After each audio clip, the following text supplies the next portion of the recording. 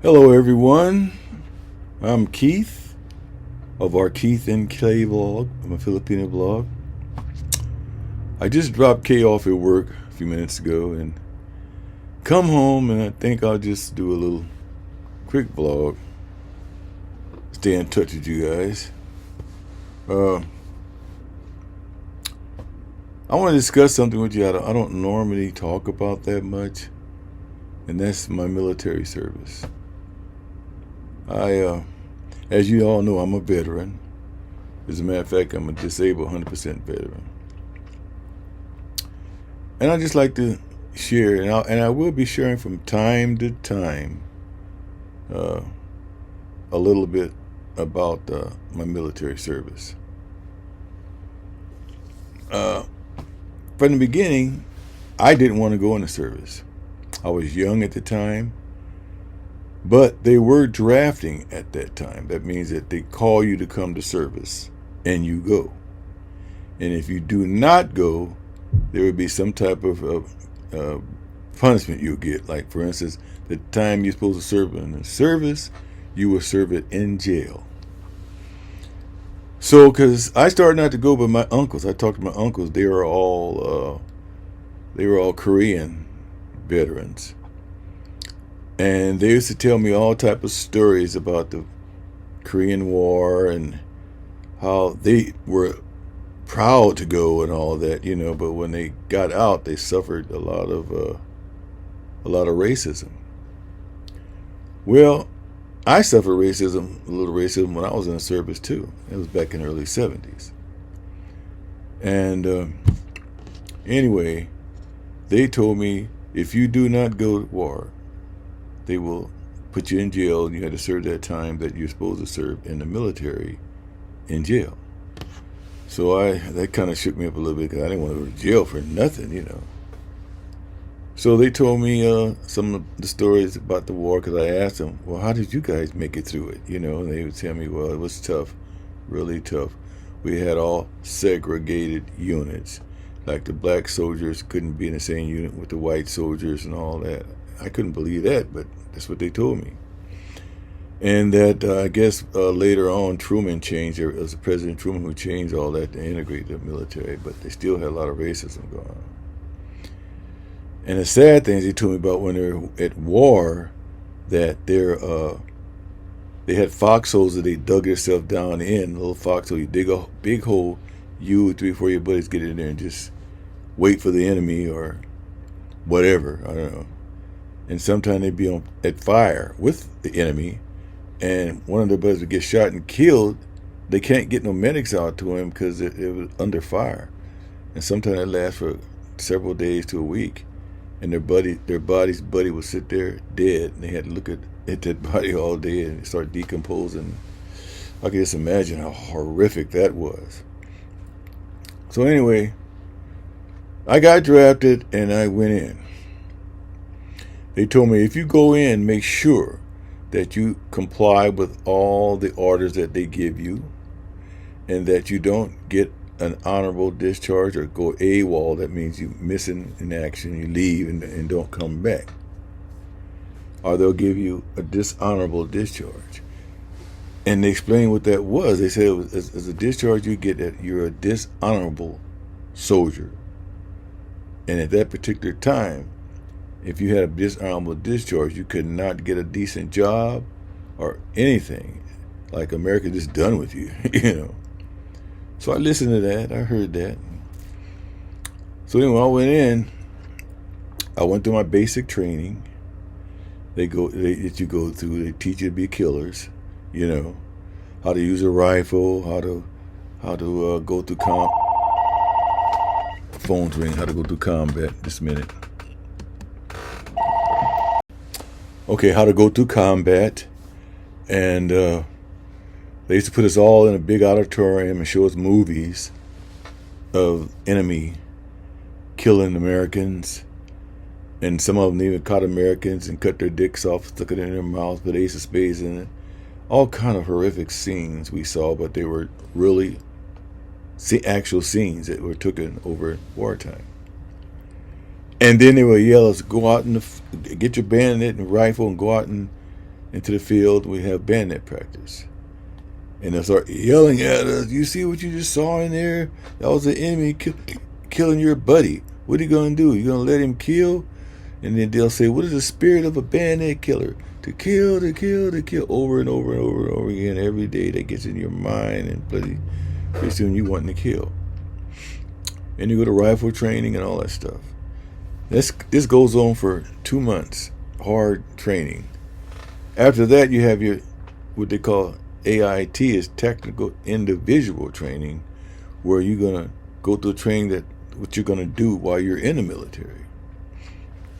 Mine was truck driver. They sent me the 502nd S&T. That means supply and transportation. So anyway, I went through that period and learned to drive cars and trucks and tactical vehicles and commercial vehicles, all that stuff. So I was good at it. And then that lasts for 2 months. A total of 4 months went by of training. And we came down on levee right away. Levee means you come down, you get ready, get yourself together, get ready to ship out to Vietnam at that time. So we all came down on levee. We were going to ship out in a couple of weeks. So we had to get our stuff all together, pack our equipment and everything. Everything we were going to take was ready, packed, inspected, ready to go. And I think it was about maybe 2 or 3 days prior to us leaving, I started having heart palpitations. And the only thing I could think that it is, when I went to training, in basic training, to this gas chamber, this horrible gas chamber. And they told me to take off my mask, hold my breath if I could. They guaranteed me that you won't be able to hold your breath for it. And I couldn't. Gas got all into my system, all in my throat and chest and everything. And I began to have respiratory problems. Got out and they sent me to the doctor and the hospital there, and they treated me, and I got better. But I've always had respiratory problems after that. So I started, while we were on levee, I started having respiratory problems. My heart started beating real fast and all that and everything. So they sent me to the hospital. While we were on levee, getting ready to ship out to go overseas to fight, I was shipped to the hospital. And they gave me all kind of treatment in the hospital, EKGs and all kind of stuff. And I remained in the hospital for over a month. But while I was in the hospital, they shipped out. The whole unit shipped. They didn't wait for me. They shipped out and went overseas. And so I laid in the hospital. My unit was gone. So they had to change my orders around to put me somewhere. So finally they changed me to 502nd S&T. That's supply and transportation. Initially I took training in 88 transportation, and that was driving trucks and everything. But the same thing I did in 502nd S&T, 2nd Armored Division at Fort Hood, Texas. And so I did that. And from time to time I would get these palpitations, go to the hospital, and they would give me EKGs and all that stuff, Darvons and whatever, and it'll stop. So anyway, I went to my training. I drove buses, military buses. I drove Sunday school buses. I drove a military taxi cab. If anybody in the military needed a taxi somewhere, I drive over and pick them up. That was a commercial vehicle, a taxi. And I drove for officers. I drove officers around. I even drove for the post commander at one time. This is my job. And so finally I was in there for about 502nd ST, maybe 6 or 7 months. Then they changed my orders around and sent me to 3rd Corps. That was a transportation motor pool. And in the transportation motor pool, any officer or anyone that needs a vehicle, they will call a transportation motor pool, and they'll send me or some other officer to drive this officer around. So my job was, I was what they call a survival runner. When any person that gets killed in combat overseas, I would get a call from an officer to drive him to that person's house if it was within a radius around the post. And that's what I did. They call that a survival runner. Many times I drove to people's houses with an officer.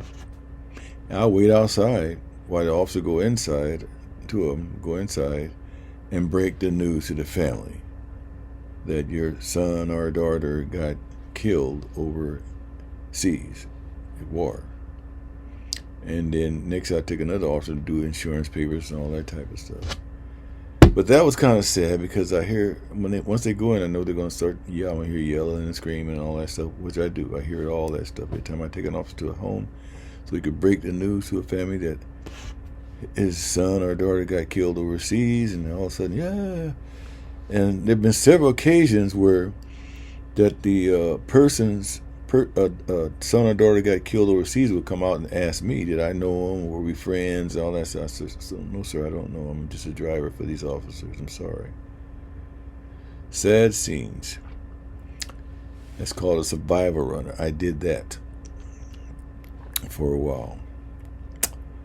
And there's been several times where they want me to watch the motor pool. Helicopter, not motor pool, but helicopter base. Huey-copters. I would stand guard and watch them. And I would get inside of them and look at all the controls and all myself. And I'm thinking to myself, hey, I can fly this. I'm just trained. So I became obsessed with helicopters. I always wanted to fly a helicopter. And as it got close to me, my time to ETS, I inquired about it, and they said, well, yeah, you can fly a helicopter, but you got to re-up. Re-up means you sign up for 6 more years, and they'll send me to Flight Warrant Officers Training School to become a helicopter pilot, because they needed pilots over there, helicopter pilots. I mean, they need them bad. So I called the family and I told them what I wanted to do again. I'm going to sign up for 6 more years. And they told me, you better not sign up. You better get your butt home while you got a chance and all that stuff. You might get over there and get killed. Blah, blah, blah, blah. So I listened to them. So I didn't go. But to this day, I'm still obsessed with helicopters. I really am. I like them.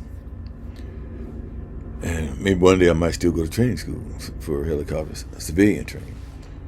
But anyway, I did my time in the military.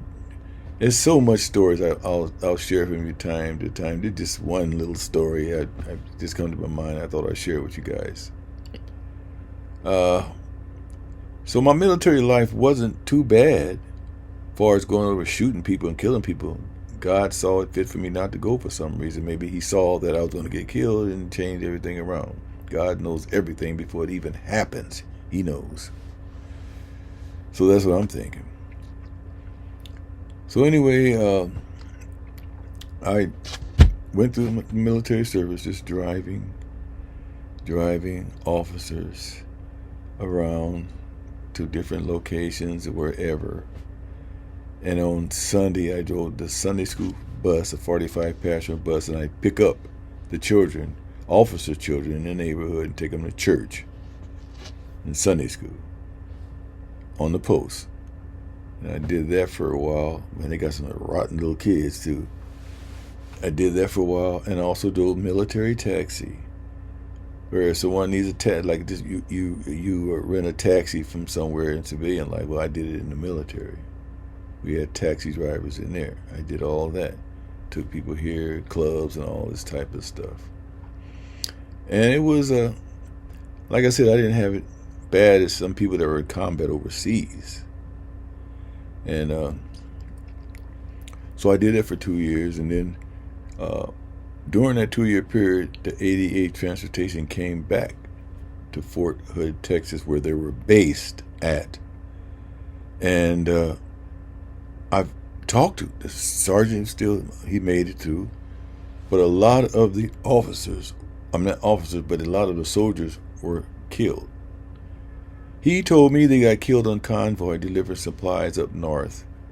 I don't know what trail it was, a Ho Chi Minh Trail or something like that, to the soldiers, and they got ambushed. mortar attack.